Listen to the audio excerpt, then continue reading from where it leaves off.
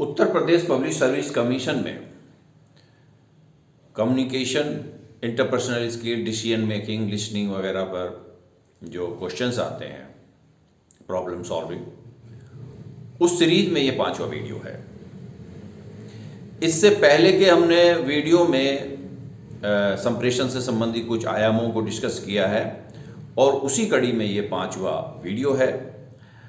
इस वीडियो में हम संप्रेषण में के मार्ग में आने वाली बाधाएं, बैरियर्स के बारे में डिस्कस करेंगे। हेडिंग है जैसा बैरियर्स टू कम्युनिकेशन, संप्रेषण में बाधाएं। वीडियो के बाद में हम जो प्रीवियस ईयर के 2012 से 23 तक Uttar Pradesh public service commission ने जो क्वेश्चन पूछे हैं, आज के जो टॉपिक में आएंगे वो डिस्कस करेंगे। क्योंकि सीसैट जो है 2012 से ही लागू होता Uttar Pradesh public service commission में, तो 2012 से लेकर 23 तक जितने भी क्वेश्चंस हैं वो भी डिस्कस करेंगे। पहले हमें डिस्कस करते हैं कि कौन कौन सी बाधाएं हैं। वैसे तो बाधाओं की बहुत लंबी लिस्ट है, तो संभवतः जो है जितना भी कोशिश हुई है सभी को बाधाओं को एक साथ लाने की कोशिश की गई है। अच्छा, पहली बात है इनएडुकेट इंफॉर्मेशन, अपर्याप्त सूचना। यदि कोई संदेश भेजने वाला कम्युनिकेटर है, कोई सेंडर है, उसके पास अपने विषय के बारे में जो है डेप्थ नॉलेज नहीं है, अब उसका पर्याप्त ज्ञान नहीं है, तो वो अपनी बात को अच्छी तरह से कम्युनिकेट नहीं कर पाएगा। यानी कि संप्रेषण में उसके बाधाएं निश्चित रूप से आएगी। उसे अपने सब्जेक्ट की पकड़ होनी चाहिए, रिसर्च होनी चाहिए, तभी वो इफेक्टिवली अपनी बात को कह पाएगा। अपर्याप्त सूचनाएं संप्रेषण में बाधा क्रिएट कर देगी। अच्छा, दूसरा है इनडिसीजन ऑन इंफॉर्मेशन सिलेक्शन। उसको इस बात का भी ज्ञान होना चाहिए कि जो सूचना वो दे रहा है कि क्या दी जाए, इंक्लूड की जाए मैसेज में या रिपोर्ट में, या जो बात वो वर्बली कह रहा है कौन सी एक्सक्लूड की जाए, उसको इस बात का भी ज्ञान होना चाहिए। अगर इस मामले में इनडिसीजन उसको निर्णय की स्थिति है तो उसका जो है कम्युनिकेशन ब्रेक डाउन हो जाएगा, वो अपनी बात इफेक्टिवली कन्वे नहीं कर पाएगा। तो इसको इस बात की भी अंडरस्टैंडिंग जो होनी, कंप्रीहेंशन होनी चाहिए, वो चीज़ समझता हो कि ये बात इंपॉर्टेंट है, इसको रखो, इसको एक्सक्लूड करो। क्योंकि अगर बहुत ज़्यादा इंफॉर्मेशन होगी तो कन्फ्यूजन हो जाएगा, कॉम्प्लेक्स हो जाएगा उसके आइडिया, थॉट और जो वो कहना चाह रहा है उससे जटिलताओं से संप्रेषण में जो जिनको मैसेज देना चाह रहा है, जिस ऑडियंस को, जिस रिसीवर को संदेश प्राप्त करने का, उसके दिमाग में जटिलताएं, कॉम्प्लेक्स, कन्फ्यूजन, सब भ्रम जैसी स्थिति आ जाएगी और वो क्या कहते हैं संप्रेषण में एक बाधा आएगी। तो इनडिसीजन नहीं होना चाहिए उसको सिलेक्शन में, मतलब उसको साफ होना चाहिए किसको भेजना है, किसको नहीं भेजना है। अच्छा, सीक्वेंस ऑफ प्रेजेंटेशन, ये भी क्वेश्चन आया है। देखिए सीक्वेंस ऑफ जो प्रेजेंटेशन है, जो कुछ वो प्रेजेंट कर रहा है, यानी कि कम्युनिकेट कर रहा है, जो मैसेज दे रहा, फैक्ट दे रहा, इंफॉर्मेशन दे रहा है, किसी भी संदर्भ में जो संदेश भेज रहा है, तो उसके एक सीक्वेंस होना चाहिए, तारतम्यता होनी चाहिए। यदि तारतम्यता जो है अगर नहीं है तो ये संप्रेषण एक प्रकार से बाधाएं मानी जाएगी। अगर आप प्रीवियस ईयर के पेपर देखें तो इस टाइप के क्वेश्चंस आए हैं, उसको किसको टॉप पे रखना है, कौन सी सबसे ज़्यादा महत्वपूर्ण बात है उसको शुरू में कहना है, कौन सी जो है ज़्यादा महत्वपूर्ण बात नहीं है उसको कम महत्व देना है, बाद में वो करना है। यानी कि एक सीक्वेंस होना चाहिए, तभी जो है अपनी वो बात जो है इफेक्टिवली कन्वे कर पाएगा।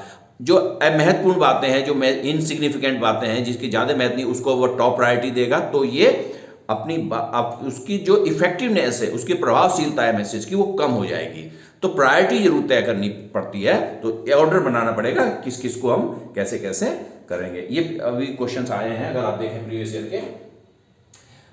Unfamiliar with the audience, audience में श्रोतागण यानी कि रिसीवर, जिसको आप संदेश दे रहे हैं, वो उनके विषय में जानकारी होना बहुत जरूरी है। उनकी नॉलेज का लेवल क्या है, मान लिया अगर उनको नॉलेज का लेवल नहीं है, उनका नॉलेज का लेवल बहुत लो है, अगर आप उनको बहुत ज़्यादा कठिन चीज़ पढ़ा रहे हैं, नहीं समझ में आएगा उनके। अच्छा, जो चीज़ को जिन श्रोतागण की नॉलेज का लेवल है तो उनको कोर पॉइंट बता सकते ही आप अपनी बात इफेक्टिवली कह सकते हैं। लेकिन अगर ऑडियंस के आपके लेवल, अगर आप ऑडियंस के लेवल से जो है आप परिचित नहीं है, उससे फेमिलियर नहीं है, तो एक जनरल बात कह के एक पूरी बात आपको बतानी पड़ेगी। टफ जो डिफिकल्ट पार्ट है उसको क्या कहते हैं इजी वे में बताना पड़ेगा। कोर सब्जेक्ट से ही अगर डायरेक्ट अगर आपको उस व्यक्ति को बता देंगे, उस श्रोतागण को बता देंगे जिसका लेवल ही ऊंचा नहीं है, तो वहां भी आप अपनी बात इफेक्टिवली नहीं कह पाएंगे। तो जो सेंडर है, जो स्पीकर है, जो संदेश भेजने वाला है या वक्ता है, उसको इस बात का ज्ञान होना चाहिए कि किसको वो अपना मैसेज दे रहा है, उसका लेवल क्या है, क्या वो समझ पाएगा इन बातों को, इस बात का भी ध्यान रखना चाहिए। अच्छा, अगला है lack of experience in speaking और राइटिंग। यदि वो लिखने में या बोलने में उसको ट्रेनिंग नहीं है, वो जानता नहीं किस तरह से बोला जाता है, तो जाहिर सी बात है तब भी वो अपनी अच्छी तरह बात नहीं कह पाता है। कुछ लोगों को नॉलेज बहुत ज़्यादा होती है लेकिन वो इफेक्टिवली कह नहीं पाते अपनी बात, तो वह भी ब्रेक डाउन हो जाएगा, वो भी एक बैरियर माना जाएगा संप्रेषण में। तो उसको वक्ता को भी एक ट्रेन होना चाहिए और उसको बोलने में, लिखने में जो वो कम्युनिकेट करना चाह रहा है उसमें उसको एक प्रकार का प्रशिक्षण होना चाहिए, मतलब वो एक्सपर्ट होना चाहिए, तभी वो इफेक्टिवली अपनी बात कह पाएगा। अच्छा, प्रॉब्लम्स इन मैसेज ट्रांसमिशन, संदेश के भेजने में समस्या। संदेश में ये होता है, ऐसा देखा गया है रिसर्च में, अगर हम जैसे कोई ऑर्गेनाइजेशन है, संगठन है या कोई कंपनी है, उसमें टॉप जो है, जो लेवल पे जो बैठे हैं, सर्वोच्च स्तर पर जो अधिकारी हैं, और नीचे का जो कर्मचारी है, उनमें जितने भी लेवल होते जाएंगे वो मैसेज का एक्सटेंट, विस्तार कम होता जाएगा। इसका मतलब है उसमें डिस्टोर्शन आ जाएगा, यानी कि विकृति पैदा होती जाएगी। ये रिसर्च में पाया गया है। जैसे मान लीजिए कोई टॉप लेवल पे बैठा है और वो कर्मचारी तक अपना मैसेज देना चाह रहा है, तो उसमें कितना परसेंट आता है? 20% तक ही मैसेज पहुंच पाएगा। अगर बीच में 4 लेवल हैं उन दोनों के बीच में, यानी कि अगर जैसे कोई बोर्ड ऑफ डायरेक्टर है किसी कंपनी में, उनने कोई मैसेज दिया तो वाइस प्रेसिडेंट के पास आया, एक लेवल। दूसरा लेवल ये हो गया। तीसरा है जो है ये आपके जनरल मैनेजर के पास आया, जनरल मैनेजर के पास आया। फिर आपके जो हैं क्या कहते हैं सेल मैनेजर के पास आया, सेल्स मैनेजर के पास आया। फिर टीम लीडर के पास आया, लास्ट में कर्मचारी के पास आया, वर्कर के पास गया। तो जितने भी लेवल नीचे की तरफ होते जाएंगे उस मैसेज में विकृति आ जाएगी, उसके ट्रांसमिशन में जो है विकृति, डिस्टोर्शन आ जाएगा। जो ऊपर के लेवल ने कहा है, जो ऊपर के लेवल के व्यक्ति जो मैसेज देना चाह रहे हैं, नीचे तक पहुंचते पहुंचते 20% ही मैसेज 100 में से पहुंच पाएगा, ऐसा देखा गया है। तो जितने लेवल्स होंगे, जितने भी किसी संगठन में लेवल्स होंगे, उतने ही ट्रांसमिशन में, मैसेज के ट्रांसमिशन में डिस्टोर्शन की संभावनाएं होती हैं। तो ये कम्युनिकेशन में एक बैरियर माना जाता है। ओके, अच्छा, अगला है जार्गन। जार्गन का मतलब है टेक्निकल भाषा। देखिए, जैसे भी हम कोई सब्जेक्ट पढ़ते हैं, जैसे मेडिकल है या बहुत सी चीज़ें हैं, तो उसकी अपने विषय की अपने एक टेक्निकल वो लैंग्वेज होती है। आम आदमी उनको नहीं समझता। यदि हम आम आदमी को उस विषय की तकनीकी भाषा में अगर समझाएं तो नहीं समझा पाएंगे। हाँ, दो एक ही विषय के एक्सपर्ट हैं, वहाँ हम जार्गन को जो है पूरी तरह से तकनीकी भाषा को यूज कर सकते हैं, उस विशेष भाषा को। अदरवाइज हमको अगर अपनी बात उस व्यक्ति से समझानी, उस श्रोतागण से, उस ऑडियंस से, उस रिसीवर से, संदेश प्राप्त कर्ता के पास अपनी मैसेज भेजना है, तो हमको सिंपल, साधारण और इजी लैंग्वेज को में ही अपनी बात कहनी पड़ेगी। जार्गन माने तकनीकी भाषा, जो उस विषय की विशिष्ट भाषा है, से हमको बचना पड़ेगा। तो जार्गन भी एक जो है लैंग्वेज, जिसको आप जार्गन माने टेक्निकल लैंग्वेज कह सकते हैं। तो लैंग्वेज का भी ध्यान रखना पड़ेगा कि हम जो है कैसे यूज कर रहे हैं, किसके लिए यूज कर रहे हैं। जैसे 2 डॉक्टर्स हैं, वो आपस में टेक्निकल लैंग्वेज यूज कर सकते हैं, लेकिन अगर कोई गांव का व्यक्ति है जिसने कभी स्कूल नहीं देखा है, अनपढ़ है, उसको आप टेक्निकल लैंग्वेज में बताना लगें तो वो बात नहीं समझ में आएगी। तो वहाँ पे भी संप्रेषण में दोनों के, डॉक्टर उस पेशेंट में गैप आ जाएगा। अच्छा, लैक ऑफ कॉमन इंटरेस्ट। यदि 2 व्यक्ति या 2 से अधिक व्यक्ति आपस में बात कर रहे हैं, अगर वो उसी टॉपिक पे, कभी कभी ये देखा है कि कुछ लोगों को किसी पर्टिकुलर टॉपिक पे कोई रुचि नहीं होती है, तो वो कहते हैं इसको बंद करो भाई, हमको इसमें कोई रुचि नहीं है, तो कम्युनिकेशन ब्रेक डाउन हो जाता है। तो दोनों ही पक्ष में जो भी पार्टी इन्वॉल्व है, जिस पक्ष में इन्वॉल्व पार्टी है, उनमें उस टॉपिक विषय पे जिस पे बात हो रही हो, जिसका कम्युनिकेट हो रहा हो, जिस पर संप्रेषण जिस पर संप्रेषण की प्रक्रिया जारी हो, उसमें दोनों ही पक्षों का इंटरेस्ट इन्वॉल्व होना चाहिए। अगर इंटरेस्ट नहीं है तो वहां पे भी कम्युनिकेशन में बाधा क्रिएट होगी। अच्छा, सिमेंटिक प्रॉब्लम्स का मतलब है कोई सिमेंटिक्स जो होती क्या होता है, बेसिकली हर वाक्य शब्द की अपनी एक अर्थ मीमांसा होती है, अर्थ ज्ञान होता है, अर्थ मतलब उस अर्थ का मीनिंग होता है। सिमेंटिक प्रॉब्लम्स का मतलब होता है, देखिए यानी कि भाषा या वाक्य संबंधी अर्थ। जब हम कोई सेंडर है, सेंडर का काम है इनकोड करना, कूट का निर्माण करना, कूट जो है संकेतन का काम करेगा, यानी कि वो मैसेज क्रिएट करेगा, सेलेक्ट करेगा। तो जब सेंडर जो इस काम को काम करेगा, किसके लिए? रिसीवर के लिए, उसको संदेश किसी दूसरे को भेजना है, तो उसको इस बात का ज्ञान होना चाहिए कि जिस व्यक्ति को ये मैसेज भेज रहा है, क्या इस मैसेज में आने वाले शब्द और वाक्य का अर्थ जो मैं समझ रहा हूं वो भी यही समझेगा। अगर उसके दिमाग में एक हाँ ये चीज वो समझ लेगा जो मैं कहना चाह रहा हूं, इस वाक्यों का भी अर्थ, इन शब्दों का भी अर्थ जो मैसेज में प्रयुक्त हो रहे हैं, जो कम्युनिकेशन प्रोसेस में आ रहे हैं, तो कम्युनिकेशन सफल हो जाएगा। अगर नहीं है, समझ रहा है, हम उस वाक्य का या अर्थ, उस शब्द का कुछ दूसरा अर्थ ले रहे हैं, वो दूसरा कुछ और तरह उसका डिकोड कर रहा है, क्योंकि रिसीवर डिकोडिंग का काम करेगा, तो दोनों में कम्युनिकेशन गैप आ जाएगा।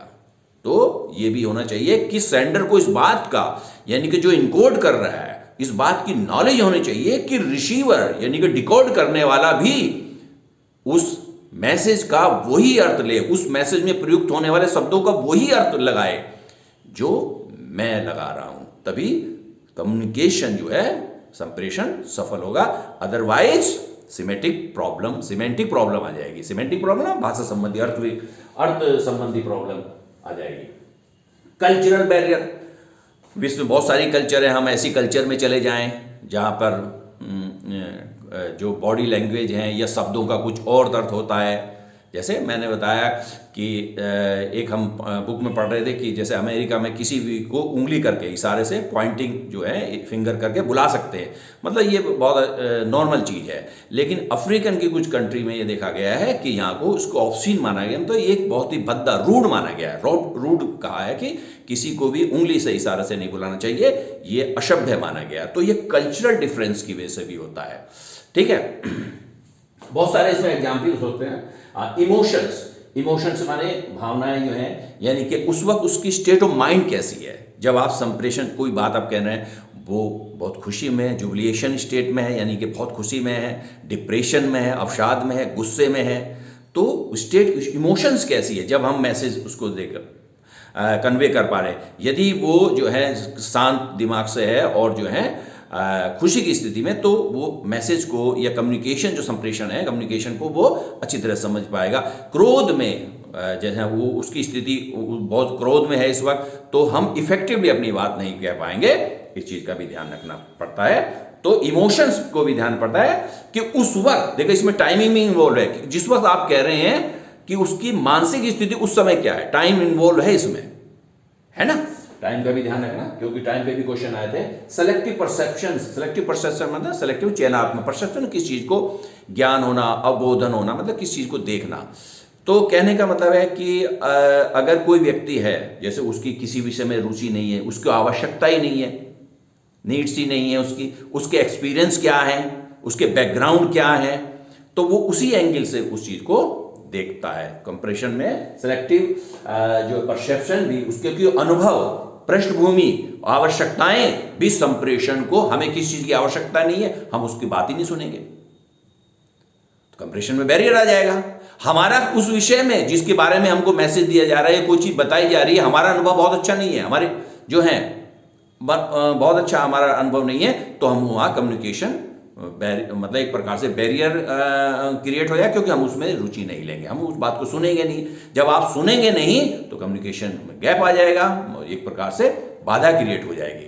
तो ये भी डिपेंड होता है कि क्या हम जिस विषय के बारे में हमको बताया जा रहा है उसमें हमारी आवश्यकता है, वो हमारे हेल्पफुल है नहीं है, हमारा एक्सपीरियंस क्या रहा है पास्ट में उसके प्रति, तो ये भी एक प्रकार से देखा जा सकता है। अच्छा, साइलेंस में देखा है किसी, जैसे कि जो रिसर्च हुई है सॉरी, तो जैसे कि रिसर्च हुई है किसी ऑर्गेनाइजेशन, किसी फैक्ट्री में ऐसा कोई ग्रुप है जिसके जो है जिसका हैरेसमेंट हुआ है, जिसके साथ मिसबिहेवियर हुआ है ना, तो वो एक अपने आप को आइसोलेट कर लेता है। तो अब जो है यदि उसकी हैरेसमेंट की या मिसबिहेवियर की प्रॉब्लम को टॉप लेवल पे नहीं सुलझाया जाएगा, सॉल्व नहीं किया जाएगा, तो वो अपने आप को एक प्रकार से उस ग्रुप से, उस संगठन में आइसोलेशन में चले जाए, एक प्रकार से अपने आप को अलग कर लेगा, तो चुपचाप रहेगा। अगर देखिए, अब उसके चुपचाप होने के बहुत सारे नेगेटिव इफेक्ट हो सकते हैं। क्यों? क्योंकि अगर उसके पास बहुत ज़्यादा इन्फॉर्मेशन है, बहुत इंपॉर्टेंट इन्फॉर्मेशन है उस संगठन के लिए, उस कंपनी के लिए, तो वो क्योंकि साइलेंस में, मौन में चला जाएगा वो जो है, तो इसलिए जो है ज़्यादा नहीं बातचीत करेगा, तो वो जो इन्फॉर्मेशन उसके पास है किसी विषय के बारे में जो उस संगठन के लिए फायदेमंद हो सकती है, वो उसको रोक लेगा। तो ये भी एक प्रकार से, तो टॉप मैनेजमेंट को, टॉप जो है उस संगठन में बैठे हैं, इस चीज़ को देखना चाहिए कि किसी भी व्यक्ति का जो है हैरेसमेंट ना हो, जो है क्या कहते हैं, उसके साथ जो मिसबिहेवियर ना हो, उसके जो रिलीजियस बिलीफ्स हैं, उसके जो कल्चरल बैकग्राउंड है, उसकी वजह से उसके साथ पक्षपात ना हो रहा हो, ये सब देखना पड़ेगा। अगर जैसे मान लिया कोई एक संगठन है जिसमें एक पर्टिकुलर कम्युनिटी का डोमिनेंस है और कुछ कम ही लोग हैं जो दूसरे जो है धार्मिक पृष्ठभूमि से आते हैं, उनमें आपस में गैप है, तो आपस में गैप का मतलब है कम्युनिकेशन बैरियर हो जाएगा। तो टॉप मैनेजमेंट को ये देखना पड़ता है कि जो कम है, जो अल्पमत में है, जो है उनसे जो है लगातार संपर्क रखे जाएं और वो उनसे साइलेंस को जो है ना रहें, वो साइलेंट ना रहें, उनके ओपिनियन को पूछा जाए, उनको ये चीज़ बार बार एहसास की जाए कि आप भी इस संगठन के लिए बहुत ज़्यादा महत्वपूर्ण हैं। भले ही आपकी संख्या कम है, हम आपके जो व्यूज़ हैं, आपके जो ओपिनियन हैं, उसको भी हम उतना ही महत्व देते हैं। अगर ये स्थिति नहीं है तो वो निश्चित रूप से संप्रेषण में गैप आएगा, बैरियर हो जाएगी और ये उस संगठन के लिए सही नहीं होगा। ओके, इंफॉर्मेशन ओवरलोड, बहुत ज़्यादा सूचना देना। देखिए, अगर किसी विषय पर बार बार जो है बहुत लंबे समय तक सूचना ही आ रही है, बस सुबह से शाम तक एक ही वो क्लास में लेक्चर चले 8-8, 10-10 घंटे का, तो एक सर्टेन पॉइंट के बाद ब्रेन की जो रिसेप्टिविटी है, उसको जो ग्रहणशीलता है वो कम हो जाएगी। तो इन्फॉर्मेशन बहुत ज़्यादा ओवरलोड नहीं होनी चाहिए, तो जो है अत्यधिक भार नहीं होना चाहिए सूचनाओं का, जिससे भी संप्रेषण एक पर्टिकुलर, क्योंकि ब्रेन की भी अपनी एक वर्क करने की लिमिट है, एक पर्टिकुलर स्टेज के बाद जो है, स्टेज के बाद पर्टिकुलर पॉइंट ऑफ टाइम के बाद वो उसकी रिसेप्टिविटी में डाउनफॉल आ जाएगा, कम डिक्लाइन कर जाएगी। तो वो जो टीचर या स्पीकर या कोई दूसरे भी हो सकता है व्यक्ति जो अपनी बात कह रहा हो, तो वो जो है नहीं इफेक्टिवली कन्वे कर पाएगा, क्योंकि इंफॉर्मेशन ओवरलोड हो गई है, बहुत ज़्यादा हो गई है। पुअर रिटेंशन, कुछ लोगों की जो है मेमोरी ऐसी होती है कि रिटेन नहीं कर पाते, स्मृति को बनाए रख सकती है, इनकी जो चीज़ कही वो बहुत समय तक, बहुत ज़्यादा समय तक या नहीं रख पाते हैं और उनकी जो है जल्दी भूल जाते हैं, तो कम्युनिकेशन वहाँ भी बैरियर माना जाएगा। अच्छा, फिल्टरिंग पे क्वेश्चन आया है, अभी हम देखेंगे फिल्टरिंग पे। फिल्टरिंग में क्या होता है कि जो सूचना होती है, मैसेज जो होता है, इंफॉर्मेशन होती है, कोई रिपोर्ट हो, कुछ भी हो सकता है संदेश के रूप में, उसको मैनिपुलेट कर लेते हैं। क्यों? क्योंकि नीचे का लेवल जब सोचता है कि ये एक बुरी खबर है इस कंपनी की, या बैड रिपोर्ट है या इस संगठन की, जो बॉस को अच्छी नहीं लगेगी, जो हमारे ऊपर लीडर्स हैं उनको अच्छी नहीं लगेगी, तो उसको क्या कहते हैं, अच्छी खबर दी जाती है, उसको मैनिपुलेट करते हैं। तो मैनिपुलेट भी एक प्रकार से, क्योंकि सही रिपोर्ट, सही कम्युनिकेशन नहीं जा पाएगा, जो है डिस्टॉर्टेड वे में जाएगी, विकृति के रूप में अच्छी चीज़ें जाएंगी और जो बैड न्यूज है वो रोक ली जाएगी। तो ये उस संगठन के लिए नुकसानदेह है। मान लिया किसी कोई प्रोडक्ट है कोई कंपनी का और वो उसको सेल करना चाहे, उसकी रिपोर्ट बहुत ख़राब आ रही है, कुछ प्रोडक्ट की अच्छी आ रही है, तो अच्छी बात बताएंगे। नेगेटिव प्रोडक्ट, जो उस प्रोडक्ट के बारे में नेगेटिव चीज़ है दूसरे प्रोडक्ट के, वो चीज़ छुपा ली जाएगी, तो उस संगठन के लिए नुकसानदेह होगी। क्योंकि जो और टॉप पे बैठे हैं वो डिसीजन लेंगे, डिसीजन किस पे लेंगे, उस रिपोर्ट के हिसाब बेसिस पे लेंगे। तो कम्युनिकेशन में फिल्टरिंग जो है, फिल्टरिंग पे क्वेश्चन आया है, डिस्कस करेंगे अभी हम। तो मैनिपुलेशन कर लेते हैं, तो मैनिपुलेशन जहां होगा वो सही मैसेज नहीं जाएगा, सही कम्युनिकेशन नहीं जाएगा, तो ये भी एक प्रकार से बाधा मानी जाएगी। ऑफेंसिव स्टाइल है, कुछ लोगों का बहुत है, जैसे कोई बैंक में मैनेजर है, किसी संगठन में टॉप पे बैठा है, कोई भी आप ले सकते हैं उदाहरण, वो बहुत ही आक्रामक रूप है उसका, ऑफेंसिव स्टाइल में बात करता है, तो कर्मचारी उससे डरे डरे रहते हैं, तो उससे फिर बातचीत में कम्युनिकेशन में स्टेब्लिश करने में वो घबराते हैं या दूर रहते हैं कि इनका जो टेम्परामेंट सही नहीं है, ये बहुत ही एग्रेसिव ऑफेंसिव मूड के आदमी हैं, स्टाइल में बात करते हैं, तो वहाँ पर भी ये भी कम्युनिकेशन गैप है। जो लोग कोर्डियल रिलेशन रखते हैं, जिनके बहुत बहुत अच्छे सौहार्दपूर्ण संबंध रखते हैं, उनमें कम्युनिकेशन बहुत अच्छा रहता है। तो जो है मैनेजर के या दूसरे जो लोग हैं, नीचे के जो अधीनस्थ कर्मचारी है, उनके बीच में कैसा रिलेशंस हैं, इस बात पर भी संप्रेषण डिपेंड करता है। ओके, अच्छा, अगला है ऑफ कम्युनिकेशन नॉइज। नॉइज को हमने 3 भागों में बांटा है। नॉइज में बहुत ज़्यादा क्वेश्चन आता है, बहुत बार क्वेश्चन है। नॉइज में फिजिकल है, फिजियोलॉजिकल है और साइकोलॉजिकल है। नॉइज को हमने देखिए, फिजिकल नॉइज में डिस्ट्रैक्शन आ रही है, आप कहीं बैठे हैं, पीछे से आवाज़ आ रही है, बहुत सा क्लियर नहीं हो पा रही है, सिटिंग प्लान अच्छा नहीं है, ठीक है, जैसे कोई वक्ता कह रहे तो हमारे पीछे 4 लोग बात कर रहे हैं, तो हमको बात समझ में नहीं आती, कम्युनिकेशन बैड है। तो आवाज़ से डिस्ट्रैक्शन की वजह से भी, डिस्ट्रैक्टिंग साउंड की वजह से भी जो है कम्युनिकेशन नहीं हो पाता। फिजियोलॉजिकल नॉइज में जो है, हियरिंग, आदमी के कान ही नहीं ठीक प्रकार से सुन रहे, हियरिंग प्रॉब्लम है उसको जो है, तो जो है ये उसके शरीर के संबंधी जो व्याधि की कमी की वजह से या बीमारी की वजह से उसके कान जो है ठीक नहीं है, और वो ठीक से जो चीज़ को नहीं समझ पा रहा है, तो ये भी संप्रेषण में एक बाधा आएगी। साइकोलॉजिकल नॉइज में ईगोटिज्म, ईगो प्रॉब्लम होती है, अहम की वजह से लोग बातचीत नहीं करते हैं, तो कम्युनिकेशन गैप आता है, तो बाधा है ये। डिफेंसिवनेस, पीछे रह गए, रक्षात्मक स्थिति में रहते हैं, बच्चे से रहते हैं, तो कम्युनिकेशन में ये भी एक प्रकार से बाधा है। हॉस्टिलिटी, शत्रुता, अगर हमारे किसी शत्रु है तो बातचीत का तो कुछ सवाल ही नहीं है, तो वहां भी कम्युनिकेशन में बाधा है। प्रीऑक्यूपेशन, देखिए बहुत इंपॉर्टेंट है प्रीऑक्यूपेशन, इसको समझाएंगे। इसकी हिंदी जो उत्तर प्रदेश लोक सेवा आयोग लगता है, ध्यान मग्नता, ध्यान वगैरह रखता है। तो ध्यान क्या है, अटेंशन, कॉन्सेंट्रेशन होता है, तो बैरियर नहीं होनी चाहिए। लेकिन इसकी इंग्लिश अगर कोई देखे तो प्रीऑक्यूपेशन आता है, वो ध्यान जो अपने में है, अपने में खोया रहता है, वो होता है प्रीऑक्यूपेशन। तो ये बैरियर है, जैसे हम कभी कभी ऐसी स्थिति में रहते हैं कि अपने से ही बात कर रहे हैं, अपने में ही खोए हुए हैं, दूसरा हमको कह रहा है कि भाई तुम्हारा ध्यान कहाँ बटा हुआ है, क्या सोच रहे हो तुम, तो वो होता है प्रीऑक्यूपेशन। जब हम दूसरे की बात ना सुन के हैं, दूसरे की सिर्फ साउंड आ रही, कुछ बोल रहा है, लेकिन अपनी बातों में ही विचार है, अपने ही बात में सोच रहे हैं हम काफी देर तक, तो वो प्रीऑक्यूपाइड, अपने में ही खो जाना जिसको कहते हैं, वो अपने में ही ध्यान मग्न हो जाना। तो प्रीऑक्यूपेशन बाधा है बेसिकली, क्योंकि अगर आप हिंदी करेंगे ध्यान मग्नता सोचेंगे भाई ध्यान से तो बहुत कंसंट्रेशन अच्छा रहता है कि बड़ी ध्यान से समझ में आएगी बात, कम्युनिकेशन जो आदमी कह रहा है, लेकिन ऐसा नहीं है कि इंग्लिश इसका वर्ड देगा। प्रीऑक्यूपाइड में और टेंशन में अंतर होता है। प्रीऑक्यूपाइड अपने आप में खोए रहना, अपने आप में ध्यान मग्न रहना, तो ये बाधा में आता है।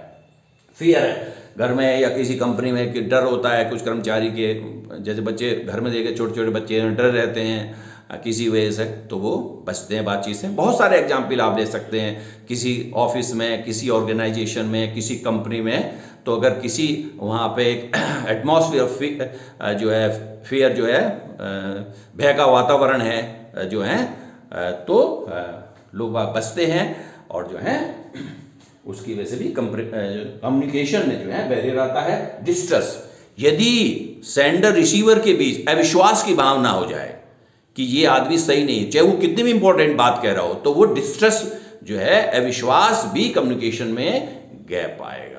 डिस्ट्रस भी आता है कि अविश्वास एक ऐसी, क्योंकि विश्वास ही सेंडर रिसीवर को जोड़ता है। जहां सेंडर और रिसीवर के बीच में, प्रेषक और संदेश प्राप्तकर्ता के बीच में अविश्वास की भावना आ जाएगी, तो कम्युनिकेशन गैप हो जाएगा, तो ये बैरियर माना जाएगा। बहुत इंपॉर्टेंट है। प्रीमैच्योर इवैल्यूएशन, पहले से ही मूल्यांकन कर लिया, पूरी बात सुनी नहीं, पहले से ही मूल्यांकन हम कर बैठे, है ना, तो वो भी है। पूरी बात हो सकता है हमने बात, बीच में कुछ बात अच्छी कहने वाले हों, जो उस संप्रेषण में, जो उस मैसेज में इंपॉर्टेंट बात है, बीच में आने, ये लास्ट में आने वाली हो, तो वो प्रीमैच्योर, कहने से पहले ही अपने आप में एक जजमेंट, हमने किसी के बाद जजमेंट करना बना लिया, और उसमें जो है ये भी एक बाधा है। तो पूरी बात सुनने के बाद हो सकता है जो हम पहले सोच रहे हो वो बाद में हम कुछ अलग तरीके से सोचें। तो प्री मैच्योर इवैल्यूएशन से भी बचना है, क्योंकि ये भी बाधा है। ठीक है। अच्छा, उसके बाद इनअटेंशन है, लापरवाही, अनावधान, मतलब बहुत ध्यान ना सुनना, बोल रहे हैं हम कहीं और देख रहे हैं, खिड़की से देख रहे हैं, क्लास में स्टूडेंट भी ऐसा इधर देख रहे हैं, उधर से मोबाइल देख रहे हैं, तो इनअटेंशन होता है। तो टीचर की जो बात है, या किसी संगठन में आप देख सकते हैं मैनेजर अपनी टीम को संबोधित कर रहा है, आप इधर उधर इन्वॉल्व हैं, तो वहाँ भी कम्युनिकेशन में बैरियर है। प्रीजुडिस, पूर्वाग्रह भी, हमने किसी व्यक्ति के प्रति एक ओपिनियन बना ली, चाहे वो कितने भी रेलिवेंट बात कह रहा हो, कितनी भी सिग्निफिकेंट बात कह रहा हो, हमने उसके प्रति एक पूर्वाग्रह बना लिया कि ये आदमी गलत ही बताएगा, इसके बाद कोई इन्फॉर्मेशन नहीं है, जो भी वो उसने पूर्वाग्रह बना लिया, या इसकी धार्मिक सोच ऐसी है, उसकी सामाजिक बैकग्राउंड ऐसी है, कुछ भी आदमी बना सकता है। बहुत सारे एग्जाम्पल समाज में रहते हैं। तो अगर हमने किसी के प्रति पहले से ही पूर्वाग्रह बना बैठा है तो कम्युनिकेशन कैसे हो जाएगा? हम उससे बात ही नहीं करेंगे, उसके जो वो कहना चाहे उसको हम सुनेंगे नहीं, तो ये भी एक प्रकार से बाधा ही मानी जाएगी। और मैंने एटसेट्रा बहुत सारे उदाहरण आप जोड़ सकते हैं।